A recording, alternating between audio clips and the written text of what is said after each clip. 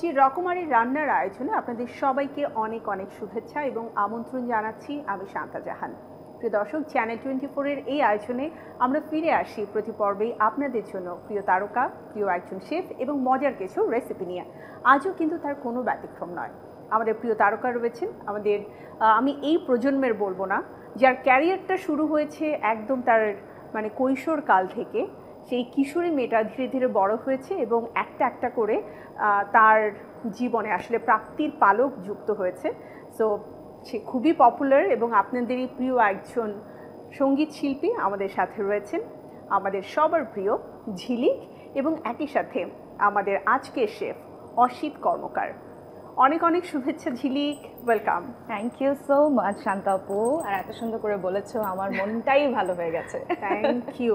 মানে এটা তুমি প্রাপ্য, মেবি আরও অনেক কিছু বলা যায়, কিন্তু আমি বলবো যে যে মেয়েটা নিজেকে গ্রুম করে আজ পর্যন্ত ঠিক একই রকমভাবে বারবার নতুনভাবে আমাদের কাছে ধরা দিচ্ছে, সে সত্যিকার অর্থেই এতটুকু বিশেষণ তো পেতেই পারে, তাই না? তোমাদের দোয়ায়।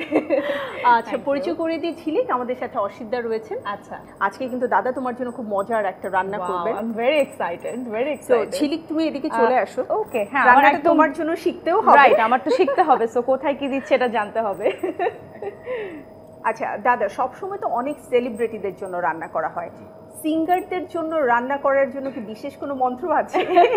অ্যাকচুয়ালি কোনো মন্ত্র নেই। ছোটবেলায় আমিও কিছুটা গান শিখেছিলাম, তো আমি তখন যেটা ফলো করতাম, খুব মাইল্ড খাবার খেলে গলাটা ভালো থাকে। Right right. এক্ষেত্রে যষ্টি মধু তো খাওয়াতে পারবো না, ফিশ কেক খাওয়াতে পারবো। Wow, I love fish. আমার আসলে ছোটবেলা থেকেই আমার মাছের প্রতি একটা ভালোবাসা আছে। মানে আছে না, এই মাছটা কেউ খায় না, ওই মাছটা কেউ খায় না। আমার আম্মু বলতো আমার মেয়ের খাওয়া দাওয়া নিয়ে কোনো প্রবলেম নাই, সব খায়। তো মাছ আমার খুব পছন্দের, মাংসের থেকে বেশি আমার মাছ পছন্দ। এখন মানে it's not part of joke, যেটা আমাদের লাইফের রিয়েলিটি। আমরা যে একটু খেতে ভালোবাসি, এটা আমাদেরকে দেখলে বোঝা যায়। আমাকে যে কেউ দেখলেই বুঝতে পারে যে আমি ভেরি ফুডি পারসন, এবং যখনই যেখানে যে দেশেই যাই না কেন আমার ডিফারেন্ট ডিফারেন্ট খাবার আমার ট্রাই করতে ভালো লাগে। তো রান্নার প্রোগ্রামে আসার যখন কেউ বলে আমি একবার রাজি, যে আমি জানি কিনা অনেক মজার খাবার খাওয়া যায়। মজার কথা বলি অসিতদা, কিছুদিন আগে হঠাৎ করে আমরা প্ল্যান করলাম যে আমরা বাইরে আউটিং করব। তো বাইরে আমরা যখন খাচ্ছিলাম, ঝিলিক এসে বসেছে, আমরা বেশ কয়েকজন 8-9 জন। ও বলছে না না, আমি তেমন কিছু অর্ডার করবো না, একটু স্যালাড টাইপের বা ফিশ টাইপের কি আছে। প্রথম থাকে আমার এটা। তো অনেকেই হচ্ছে চিকেন অর্ডার দিয়েছে, অনেকে ফিশ অর্ডার দিয়েছে, অনেকে একটু স্যুপ অর্ডার দিয়েছে বা স্যালাড অর্ডার দিয়েছে। তো ঝিলিকের কি অর্ডার দিয়েছে, তারপরে আমি সবারটা খাচ্ছি, মানে একদম লাইন ধরে তুমি কোনটা দিছো দেখি, মানে আমার কথা যে আমি সবগুলো আমার খেতে হবে, বাট আমি একটা অর্ডার করি না। আর শান্তাপুর আমাদের আসলে এত বেশি বের হওয়া হয় যে শি নোজ ভেরি ওয়েল যে আমি আসলে কি পরিমাণ খেতে পছন্দ করি। যাই হোক, আজকে আমি তোমাকে, অসিতদাকে আমি বলবো যে তোমাকে এমন একটা রেসিপি করে দেখাতে, যে রেসিপিটা হচ্ছে খেলেও আসলে আমাদের স্বাস্থ্যের জন্য খুব বেশি একটা ক্ষতিকর হবে না। Very healthy food. ওকে, তো একটু জানতে চাই আজকের রেসিপির নাম। আমার আজকের রেসিপি হচ্ছে ফিশ কেক। আমি 2 ধরনের মাছ ব্যবহার করে এই কেকটা তৈরি করব, এবং খুব লিটল বিট অফ স্পাইসেস দিয়ে আর কি। আচ্ছা, তো শুরু করব। Please please. Fish cake, interesting. মানে ফিশ তো আমরা অনেক ভাবে খাই আসলে। আমার মনে হচ্ছে বাসায় তো যে ফিশ কাবাব তৈরি হয়, ফিশ কোফতা তৈরি হয়, তো ওইটারই বোধহয় মানে নতুন ইনোভেশন, তাই তো? আই থিঙ্ক পশ্চিমা দেশে এই ধরনের খাবার অনেক বেশি প্রচলিত। আচ্ছা, হ্যাঁ হ্যাঁ হ্যাঁ। দাদা, এটা কোন দেশের? অ্যাকচুয়ালি ইটস লাইক এ বলবো কি ফিউশনও না আবার ট্র্যাডিশনও না। আমরা তো অ্যাকচুয়ালি কাবাব খেতে পছন্দ করি, তো কাবাবটা একটু বার্ন হতে হয়, আর ফিশটা হচ্ছে অল্প হিটেই কিন্তু ফিশটা হয়ে যায়।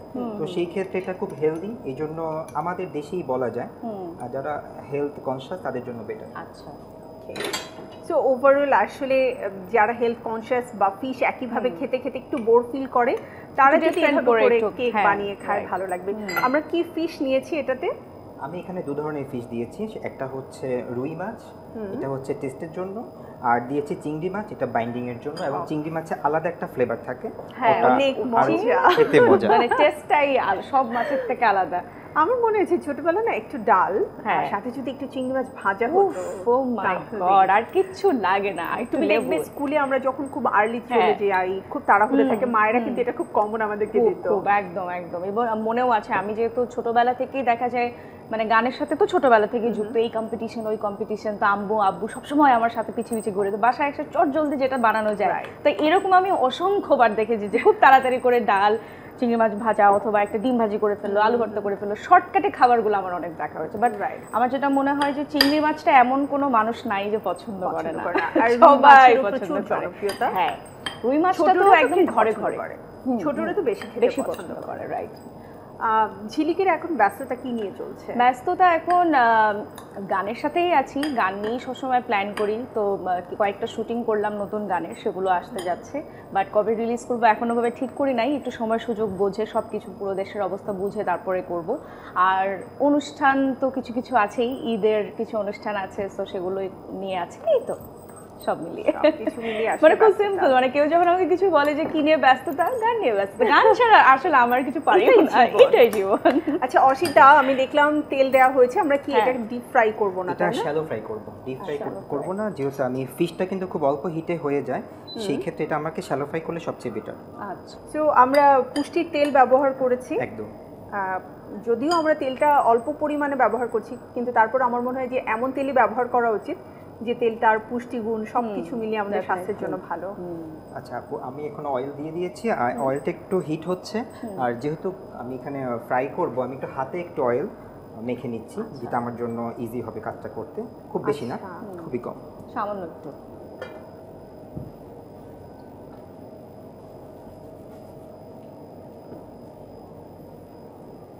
ওকে, রাউন্ড শেপে হবে না? রাউন্ড শেপে হবে, একটু ছড়িয়ে দিব জাস্ট, যেহেতু কেক বলেছি তো। হ্যাঁ, ও আচ্ছা, ও নাইস। এটা কিন্তু সস দিয়ে খেতে, একদম চাটনি দিয়ে খেতে খুব মজা হবে। হ্যাঁ, এটা এখনই বোঝা যাচ্ছে। বাসায় কি একটু রান্না বান্না করো? সত্যি কথা বলবো, আসলে একদমই করা হয় না। দেখা যায় খুব একটা স্পেশাল ওকেশন যদি হয় তখন একটু একটু চেষ্টা করি। আন্টি এত লাকি যে এখনো মেয়েকে নিজের হাতে রান্না করে খাওয়ায়। আম্মু এখনো আমাকে বলে কি তুমি রান্নাঘরে ঢুকবা না, কারণ আমি ঢুকলে যখন একটা ছোট কিছু রান্না করতে গেলে আমার পুরো রান্নাঘর মনে করে ছড়ায় ছিটায়, আর সেটা ধুতে যে হ্যাঁ, তা আম্মা বলে কি আমার কাজ বাড়াও না, তুমি রান্নাঘর থেকে বের হয়ে যাও। আচ্ছা, এটা কি তোমরা ছেলেমেয়েরা আসলে ইন্টেনশনালি করো? এটা না, রুদ্র সেম কাজটা তাই না? না, আমার না আসলে এটা হয়ে যায়, বাট আমি একটু একটু কন্ট্রোল করার চেষ্টা করি। যেমন আমি একদমই মানে কি বলবো, এখনো বাচ্চা, তুমি জানো আমি বাচ্চাদের মতো, হ্যাঁ, তো সব কিছু মানে ছড়ায় ছিটায় সব কিছু। আর এখন আমি একটু গোছানো শিখেছি, একটু সব কিছু পরিপাটি করে রাখি, বা আমার রুমে কেউ আসলে দেখে যে এখন গোছানো আছে, সেটা আম্মু না আমিই করি। তো আস্তে আস্তে একটু শিখে গেছি। সে দাদা অলমোস্ট চমৎকার একটা ফ্লেভার আমরা পাচ্ছি, আমরা স্মেলও পাচ্ছি। আমাদের যেটা ডেকোরেশনের জন্য আমি তো পরে একটা করব, বাট এখানে একটা দিচ্ছি, ও আচ্ছা, নাটস দিয়ে দিচ্ছি, দেখতে ভালো লাগবে, খেতেও ভালো লাগবে। এটাই আসলে বিশেষত্ব, তাই না? হ্যাঁ, ফিশ কেক, তার সাথে আবার কাজু নাটস, মানে কাজু আছে, এটা ইয়াম্মি হবে আমার মনে হচ্ছে। কাজু বাদে যে কোনো নাটস কি আমরা দিতে পারবো? কাজু বাদে যে কোনো নাটস দেওয়া যায়, বাট কাজু দিলে হয় কি, এই যে একটা মানে কিডনি বিনের মতো একটা শেপ আছে, এটা একটা ডেকোরেশনের কাজ করে। আমি চাইলে অন্য কোনো ডেকোরেশন না করলেও হবে। আচ্ছা, এবং এখন উল্টে দেওয়ার পরে কিন্তু এই নাটসটাও একটু ফ্রাই হয়ে যাবে, তাই না? ও দ্যাটস ওয়াই এটা উল্টানোর আগেই দেওয়া হলো। ও আচ্ছা,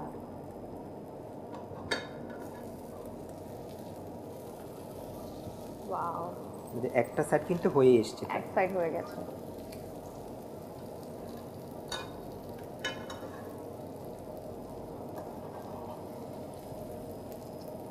একটু উল্টে দেওয়ার সময় সাবধানতা অবলম্বন করতে হবে। তো আর কিছু পারো আর না পারো, গানটা তো খুব ভালো পারো। এটা তোমাদের দোয়ায় আসলে পারি, এবং আমার কাছে কি মনে হয় জানো, রান্না করার থেকে গান গাওয়া অনেক সহজ। তাহলে আপনি সহজ কাজটা একটু করো, আমরা একটু গান শুনি। তাই নাকি? ও আচ্ছা, এটা বলে তো এখন আমার গান শোনাতে হবে। আচ্ছা, আমার খুব পছন্দের একটা গান, এই গানটা আমি এবং শফিক তুহিন ভাই সেই 2008 সালে গিয়েছিলাম, হঠাৎ করে মনে পড়লো গানটা। ওটা একটা খুব মিষ্টি রোমান্টিক একটা গান, ওই গানটার দু একটা লাইন শোনাচ্ছি। কি ভালোবাসা নাকি পাগলামি, বোঝে না আমারে তোমারে মাঝে ডুবে ডুবে থাকি, রাত্রি দিন প্রতিক্ষণ তুমি আমার প্রথম প্রেম, তুমি শেষ ঠিকানা, তোমায় ছাড়া একটি মুহূর্ত বাঁচতে পারি পারবো না। Thank you. মিষ্টি একটা গান। আমার অনেক দিন পরে আমি তখন যখন এই অ্যালবামটা রিলিজ হয় 2000 মেবি 8 সাল, 8 না ঠিক 9, আমি 8-এ বের হলাম, 9 সালে গল্প, তবে বাচ্চা। এবং আমি যখন এখন ওই গানটা শুনি না, আমার কাছে মনে হয় ও আল্লাহ, কি বাচ্চাদের একটা ভয়েসের একটা রোমান্টিক গান হচ্ছে। একদমই তাই। এবং আমি না আসলে গানের সাথে সাথেই বড় হলাম, তো নিজেই আসলে পার্থক্যটা বুঝতে পারি যে সেই 2008 সালে, তারপর আস্তে আস্তে একটু চেঞ্জ হলো, এখন অনেক কিছু টেকনিক্স শিখেছি। তো আসলে এক্সপেরিয়েন্স হতে হতে মানুষ শিখে, তো সেটাই আসলে আমার জীবনে সময়ের সাথে হ্যাঁ থাকে না বাবা মায়ের কোনো একটা ভালো কাজের ফলাফল। আসলে আমার আব্বা তারা তোমাকে নিয়ে যে স্বপ্নটা দেখেছিল, সত্যি তাই, আব্বুর স্বপ্নটাই আমার আসলে পূরণ করা। এবং আমার বাবা মার মতো আসলে সবার কাছে সবার বাবা মাই বেস্ট, তো আমার কাছে আমার বাবা মা বেস্ট, এবং তারা মাটির মানুষ, তো তাদের কাছ থেকে আমার পুরো মানে আমাকে মানুষ যেভাবে দেখে এটা পুরোটা তাদের শিক্ষা। হয়ে গেছে।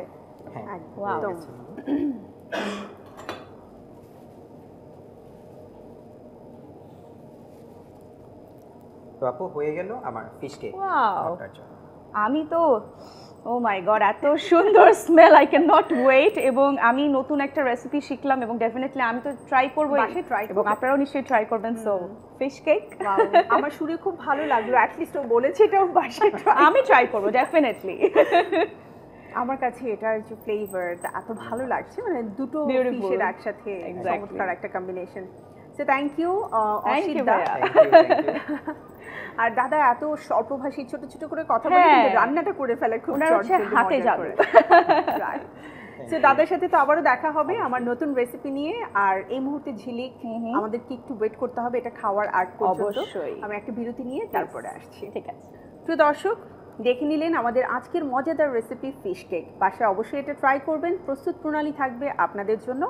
আর এই মুহূর্তে আমাকে ছোট্ট একটা বিরতি নিতে হবে, তবে বিরতি থেকে ফিরে এসে আমাদের আজকের তারকা ঝিলিকের কাছ থেকে একটা রেসিপি আমি শিখবই। তো এই জন্য চোখ রাখতে হবে পুষ্টি রকমারি রান্নায়, আর থাকতে হবে চ্যানেল 24-এর সাথে। ফিরছি এখন।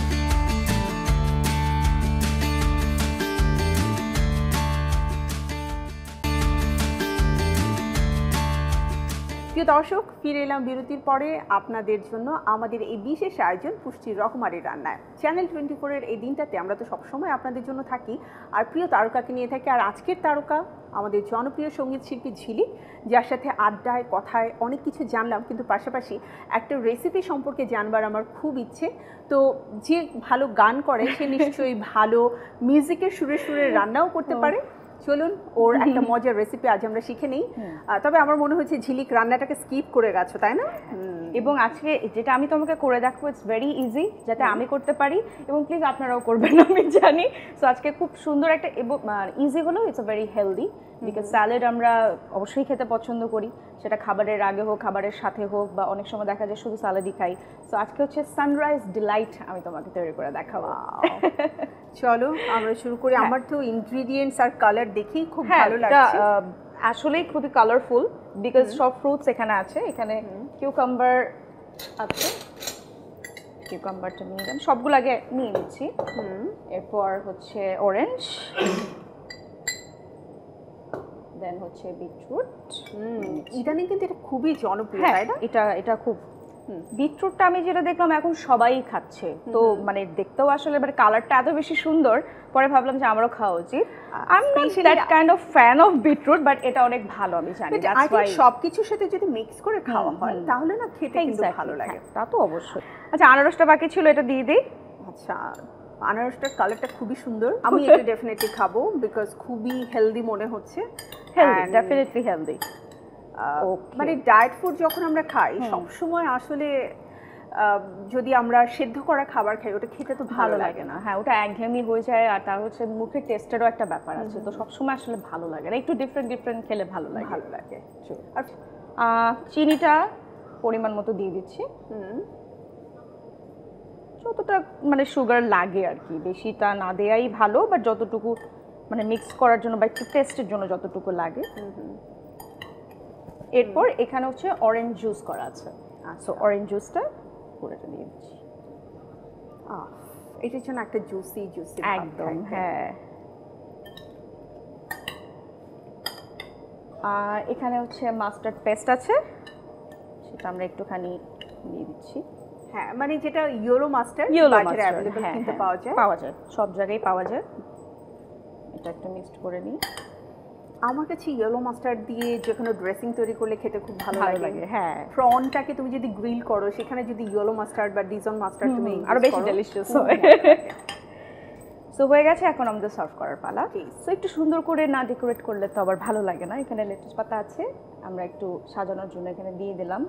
স্যালাডের এটাও একটা কিন্তু main ingredient salad, right. So এটা খাওয়া যায় সো ডেফিনেটলি। এবং সবগুলো আমরা একবারে একটা বাটিতে ঢেলে দিচ্ছি।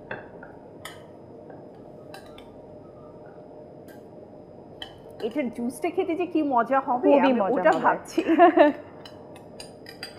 বাস,